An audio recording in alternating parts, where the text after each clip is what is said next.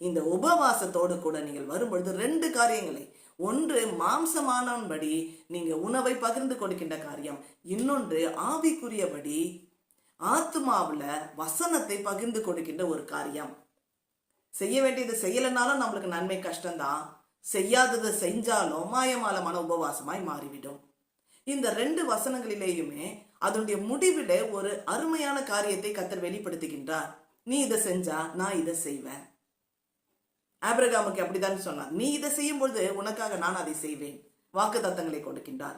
இங்கேயும் அதையே பார்க்கின்றோம். பசி உள்ளவனுக்கு உன் ஆகாரத்தை கொடுத்து வஸ்திரத்தை கொடுத்து நீ அவனுக்கு ஒழிக்காமல் இருந்தால் நான் என்ன செய்வேன் என்று சொன்னால், விடியற் காலத்துல வெளிச்சம் போல உன் வெளிச்சம் எழும்பி உன் சுக வாழ்வு சீக்கிரத்திலே துளிர்த்து உன் நீதி உனக்கு முன்னாலே போகும், கர்த்தருடைய மகிமை உனக்கு பின்னாலே உன்னை காக்கும். ஸோ நீங்க செய்ய வேண்டிய இந்த காரியத்தை செய்யும் பொழுது வெளிச்சம் உதித்து சுக வாழ்வு துளிர்த்து, இதே சேம் கர்த்தருடைய வசனத்தை சொல்லுகின்ற அந்த 10வது வசனத்திலே பார்க்கும் பொழுது இதே காரியம் அங்கேயும் வலியுறுத்தப்படுகின்றது. சிறுமைப்பட்ட ஆத்மாவை திருப்தியாக்கினால் இருளில் உன் வெளிச்சம் உதித்து. அங்கேயும் விடியற்கால வெளுப்பை போல உன் வெளிச்சம் உதிக்கும், இங்கேயும் இருளில் உன் வெளிச்சம் உதித்து. ஸோ உபவாசம் இருக்கிறீங்களா? 40 நாட்கள் உபவாசம் இருக்கிறீங்களா? திட்டமிட்டு இருக்கிறீங்களா? விதவிதமான உபவாசங்களை நாம் இந்த நாட்களிலே பார்க்கின்றோம். தண்ணி குடிக்காத நான் உபவாசம் இருப்பேன், தண்ணி ஆகாரம் மட்டுமே நான் குடிப்பேன், காஃபி டீ ஜூஸ் கஞ்சி என்று சொல்லி தண்ணி ஆகாரம் மட்டும் குடிப்பேன், உணவை சாப்பிட மாட்டேன், சாலிடான ஃபுட் எடுக்க மாட்டேன், இப்படி ஒரு தீர்மானம் எடுப்பார்கள்.